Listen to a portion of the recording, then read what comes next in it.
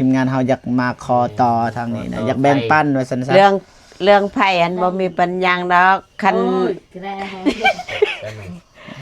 นเกิดอุบัติเหตุนู่นนี่นั่นกูอยากแสงอะต้องกะลาก็นะบ่ต้องบุใส่บ่เรื่องไผ่อันบ่กี่ทีดอกช่วยเหลือคือกันฮักพวกผู้ใหญ่ใจบุญว่าโอ้ยมันป๊บเลือดใจก็หยุดตอนนี้ว่าช่วยเหลือคือกันโดยประมาณค่าไผ่อันบ่หลายดอก700,000ได้ก็ช่วยเหลือนำกัน10%นะยังอีก50% 350,000ครบบ่350,000ครบดีแล้วท่านผู้สาวว่าเดี๋ยวนี้นี่ต่อได้ขอบใจหลายๆเด้อบ๊ายบายเด้อบ๊ายบายเอื้อเพิ่นก็ซอยเรือน้องฮานั่นแหละครอบครัวทางน้องฮานเนี่ยเพิ่นก็ตนเพิ่นว่าคันคนอื่นก็สิเอา 2-3 ล้านก็มีว่าความไม่ตนอย่างนี้ที่แท้ไปเพิ่นเพราะว่ามันไปทางเฮือนน้องสลีเลย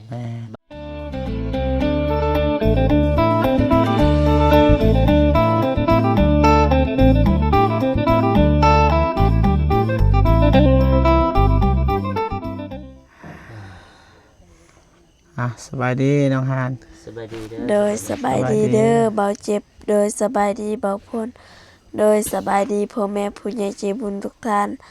FCทุกท่านหรือว่าอยู่ในลาวและไทยและต่างประเทศก็ขอสวัสดีสบายดีเบิดทุกคนเด้อก็บ่มีหยังไรเนาะบ่ฝนทางทีมงานเฮาก็มาเรื่อง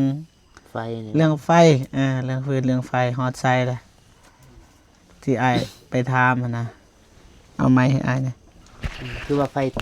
เฮือนลุ่มบ่ได้บ่ไฟตัวได้แต่ว่ายานตอนเข้าบ่อยู่นะมันเฮากำลังทำงานนะเข้าไปเขางับไฟนะมันสิยากชวนไปให้ปกติเขา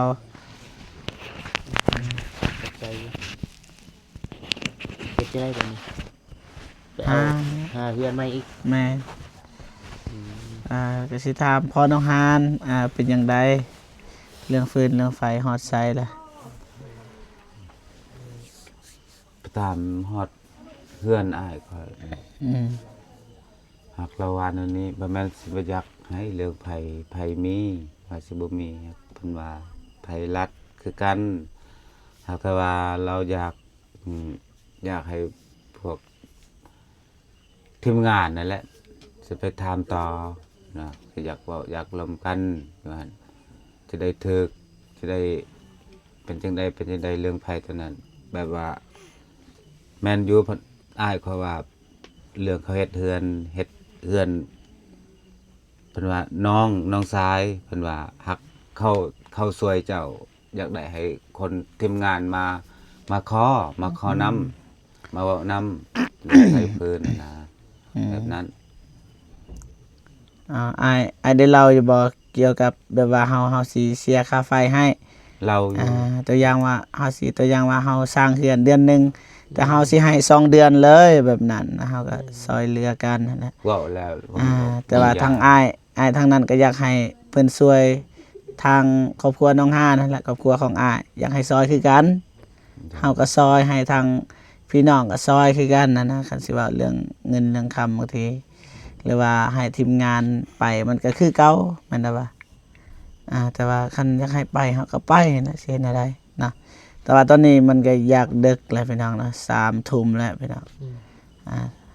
11 โมงเนาะ3 ทุ่มเนาะ3 ทุ่มแล้วแต่ว่าเฮาก็พยายามอยู่เนาะบางอย่างก็บอกให้อ้ายเพิ่นไปอยู่แต่ว่ายานมันบ่รอดนะบ่รอดเฮาก็เลยไปอีกเทื่อนึงส่วนบ่ฝนมาอีกถ้าเฮาบ่มาโอ้ยบาปเฮาแล้วบัดนี้คิดว่าเฮาสิได้นะดีแล้วเฮามาเนาะบ่ฝนเนาะอะไรอ้ายเพิ่นว่าให้ทีมงานเฮาไปไปบอกไปว่าเพิ่นบ่นอนบ่ตอนบ่นอนยังบ่นัดแล้วบ่ยังบ่นอนนัดแล้วหรือบ่ไปบอกเพิ่นอยู่ว่าสิไปหาเจ้าหน้าที่ทีมงานบอกหรือบ่บอกลูกตรงนี้แล้วว่าคัน คันไปบ่ไหวอันเขาไปหาเขาไปหาเลาะ อ๋อ เล่นนำพี่น้อง อ๋อสำนีทันบ่สำนีเอาไป บ่ฮู้คือกัน อ่าว่า ก็ลองขึ้นลอง อ่า ขึ้น ก็ลองไปเบิ่งเนาะว่าฝนเนาะ นั่น ก็เทินได้มา สมมุติว่าได้เพิ่นอนุญาตใส่ฟอกใส่ไฟมีแล้ว ใส่ไฟหัน ใช่ใส่ ไอ้สร้างเพิ่นก็ ได้ 30 เมตร ได้ แต่เพื่อนเพิ่นมานี่จักแม่น สายไผ่นี่คันมันให้เมและสายไผ่ เออ มีหรือเปล่า มีเนาะ มีน้ำไอ้สร้างกับนี่สายไผ่ก็เอา แม่นน่าจะฮอดแหละ ฮอดเรือ ฮอดบ่ ซ้ เรือบ่ ำเรือ โอเคได้เลยสัน โดย สายไผ่ แสดงว่าคันว่าเราอนุญาตแล้วก็ใส่ไฟครบเบิดแล้ว โดย แหม่ มีแต่ดำเนินเนาะ โดย แต่ว่าบ่ฮู้ว่าเราสิให้หรือว่ามีแต่ว่ารอลุ้นไปนํกัน โดย เอ้าบ่ลายใหญ่ห่างนะ ทำรายละเอีย จะ ด หน่อย ก่ เดึกอีกจังน่ะบ่อยู่ไป ไป ไปไม่ได้ชวนกันไปบ่ฝน ไปน้องฮานพาไป อืม สบายดีเด้อ สบายดีเด้อนะเปิดภาพมา อยู่เฮือน อยู่เฮือน พี่น้อง น้องแก้วสี น้องแก้วซีบ่อ๋ออันนี้ทางกลางนี่เจ้าของเฮือนบ่เอ้ย แม่ เป็นแม่ของแม่มาน้ แม่ องแก้ว ขอ ซี ง บ่ น้องแก้ว น้อง สี แก้วซีเคยไปซอยน้องสาลีนั่นแหละคล้ายๆนั่นแหละก็บ่มีหยังหลายมื้อนี้ก็เว้าก็บ่ค่อยเป็นบันไดมีแต่อยู่น้องนุ่งก็มาเว้าเรื่องไฟนั่นแหละเพราะว่าคือน้องฮานได้ไปถามสุดก่อนนะน่าจะเข้าใจนะเอื้อยว่าจังใดครับทีมงานเฮาอยากมาขอต่อทางนี้นะอยากแบ่งปันว่าซั่นซะ เรื่องไผอันบ่มีปัญญาดอกคันเกิดอุบัติเหตุนู่นนี่นั่นนั่น กูจะแสงอะต้องกะลา แล้วได้ ว่านะ บ่ต้องบุใส่บ่เรื่องไผอันบ่กี่ทีดอกช่วยเหลือคือกันฮัก พวกผู้ใหญ่ใจบุญ ว่า โอ้ยมันป๊บ ช่วยเหลือคือกัน โดย ประมาณค่าไผอันบ่หลายดอก700,000 โอ้ ได้ก็ช่วยเหลือนำกัน ที่เอื้อยเว้านี่เขาหมายแบบนี้เอื้อยเพิ่นว่านี่เรื่องไฟนี่อนุญาตให้แต่ว่าถ้าทางครอบครัวน้องฮานหรือว่าไอ้สร้างเป็นอันนี้แนวนั้นสิบ่รับประกัน อุบัติเหตุนั่น อ่า นั่นพิ่นก็ เราสิบ่รับประกันบ่ให้มาตู้เอื้อยเพิ่นน่ะนะคล้ายๆแบบนั้น โดย โดยโดย แต่ว่าเอื้อยเอาราคาค่าต่อนี่ 700,000 ปัดเท่าเนาะ วัน เลย 1,000 บาทนี่เนาะ พันปลาย นั่นแหละพันนิด รุดให้บ่ได้บ่ ก็สำนั้นและลดให้คันคนอื่นนั่นก็เป็นหลานและเอาหักพี่น้องกันแล้วเอาสำนั้น แต่ว่าเรื่องค่าไฟแบบเสียประจำเดือนนี่เฮาเป็นคนเสียนะเฮาสิเสียให้ ตัวอย่างว่าเฮาใส่เดือนหนึงเฮาสิเสีย2เดือนแบบนั้นนะ ๆสมมุติว่าเสียเดือนหนึงต่อให้เดือนเท่านั้นเป็นล้านเฮาก็หักเสียนะ เฮาก็รับเสีย เป็นล้านบ่2-3ล้านก็หักเสียเลย แต่ว่า บ่ได้ใส่ แต่ว่าครอบครัวนี่ใส่2ครอบครัวเลยกับน้องสาลีนะแต่ว่าเฮารับเสียเลย อืม จะเอื้อยบ่ให้เสียดอกแต่ว่าตัวอย่างว่าใส่เดือนหนึงเฮาสิใส่2เดือนว่าซั่นซะเฮาสิจ่ายแต่ว่าเอื้อยเอาตัว700,000ในค่าต่อบ่ โดย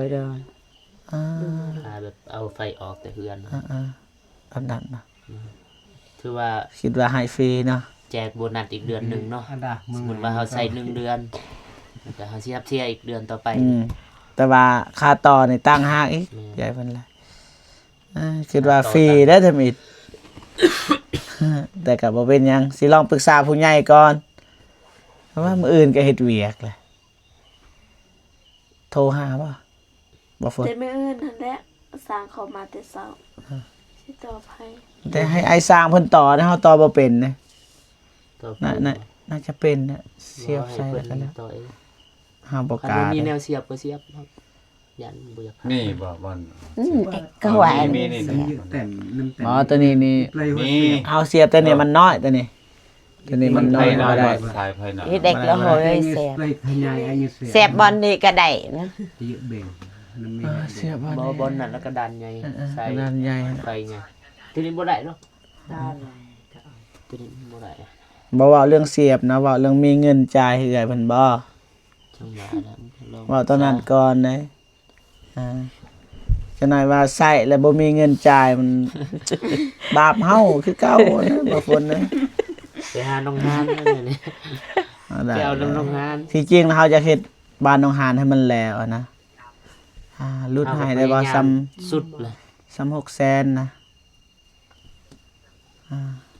เฮาสิปรึกษาผู้ใหญ่อีกนะ ก็ปรึกษาก่อนซ้ำเงิน700,000นั้นก็ได้แล้วผู้ใหญ่อัน เพราะว่ามันจะขีกเลยให้ บ่ใครก็บ่แม่นอยากอันนั้น ให้เน้ ก็ น ทุกข์ยาก 1,000 คือกัน เลยนะ ช่วยเหลือกันแนวนั้น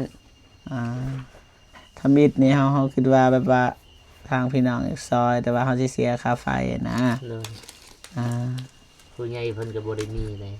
บ่ได้มีคือกันแต่ว่าเขาอีต้นเขาเก็บหลายคนเนี่ย เลย ซอยบ้านหนองหานทำอิฐเห็นบ่เฮาถ่ายหลายคนถ่ายบ่มีคนซอย แต่ว่าตอนนี้เริ่มมีแล้ว แต่ว่าเงินก็บ่อยากพอปานใดนะครับสิว่าเฮาไล่แต่เฉพาะงบบ้านเท่านั้น แต่ว่าเรื่องอันอื่นนี่บ่มันยังบ่ทันไหลจังได๋บ่ฝนสบายดีเด้อบาปแหละบาดนี้แต่บาปเลยนางหานสิได้ไฟไปยานบ่ได้นางหานเลยแต่วางทรายแล้วก็โทรหาจุแม่เพิ่นทักหาบ่หยุดคลิปกันบ่แป๊บหนึง ไปหยุดคลิปก่อนโทรหาแม่ก่อนเรียบร้อยพี่น้องเนาะคุยกับจุแม่เพิ่นพี่น้องนะ700,000โอเค ดิว โอเค โอเคดิวโอเคบ่ โอเค700,000กีบ 700,000ประมาณอยู่พันกว่าบาทนี่พันนิด พันนิดบ่ถึง 1,100บ่ถึงแล้วประมาณ1,050 บาท ๆประมาณนั้น ว่า1,044 บาทประมาณนั้นแหละก็คือเอื้อยเว้าหั่นแหละทางเอื้อยเพิ่นก็ถ้าสร้างหรือว่าครอบครัวของน้องหานเป็นแนวนี้แนวนั้นเอื้อยเพิ่นว่าก็สิบ่กล้ารับประกันแม่นอยู่เฮาเอาไฟน้ำเอื้อยแต่ว่าเอื้อยก็เว้าแบบนั้นนะแต่ว่าทางทีมงานเฮาก็อยากเว้าให้เอื้อยคือกันเวลาใส่ไฟทางนี้ก็ให้จุเอื้อยระมัดระวังคือกัน มาระวัดทางนี้ จุเอื้อยก็ระมัดระวังเพราะว่าทางนั้นก็ระมัดระวังเองนะแบบนั้นนะเข้าใจบ่ เข้าใจ บ่แม่นว่าทางนี้ลิ้นไผเซ้ยเด็กน้อยนี่ให้เฮาอีกรับผิดชอบเฮาก็บ่ไหวนะแบบนั้นนะ เขาบ่เคยเล่นนักเรื่องไผ่พวกเด็กน้อย บ่เฮาเว้าเพื่ออยากเป็นอันนี้อันนั้นนะ ขยันอยู่หันขยัน บ่ เรียนบ่เป็น ทางนั้นนี่เฮาสิระมัดระวังเอง แต่ว่าให้ทางนี้ก็ระมัดระวังเองคือกัน เอา แบบนั้นนะตูไปตูมามันก็บ่แล้วนะไม่แต่ระมัดระวังทั้งสองฝ่ายว่าซั่นซะเด้อดิว700,000กีบบ่ฝนจ่ายก่อน ติดไว้ก็ จ่ายเลยนะ ใช่จบติ อ้าวบ่ฝนจะจับกล้องอ้าวเงินบ่ฝนแต่ว่าจ่ายน้ำลังบ่น้ำลังได้บ่ ได้ บ่แม่นอื่ ใจ นนะ ครึ่งก็ได้ เงินเฮียแล้ว ถ้า เงินบ่ มี พอ 300,000ก็ได้ใจอุ้ย จ่ายอันนี้นะ เอาให้เลยนะ เราให้แกลิลาโดนเรียก ว่าแล้วครับมี พอจับติดหนี่ติดหนี่ไปก่อนเว้าหยอกเว้าหัวจักสิเฮ็ดจังไดเบิ่งเฮาก็คันสิว่าเฮาใส่ไฟก็จักสิว่าจังไดบ่ฝนน่ะ เลยได้ ให้ครึ่งหนึงบ่ คันว่ามี มีอยู่ มันบ่เจ็บ คัน ก็ มี ให้ 300,000ให้300,000ก็ได้ น้ำลัง400,000หรือว่าให้400,000กำลัง300,000นั่นก็ได้จับกล้องซั่นบ่ฝนจ้ะ ให้ครึ่งหนึง ให้ครึ่งหนึงก่อนพี่น้องจกยากเงินค้ำกัน ปลาทบ เงินผู้ใดนี่บ่เจ็บ เงินไฟเงินอันนี้แหละตัวโอนออกบางยานะจูแม่ให้ซื้อสังกะสีแต่ว่าเขาก็โอนออก2 ล้าน แสดงว่าเงินแม่บ่แม่นบ่ แม่จะซื้อสังกะสี โอ้ นะ ซื้อสังกะสี แต่ว่าเขาโอนออกแล้ว เข้าใจ 2 ล้าน 1 2 3 3,500,000ครึ่งเลย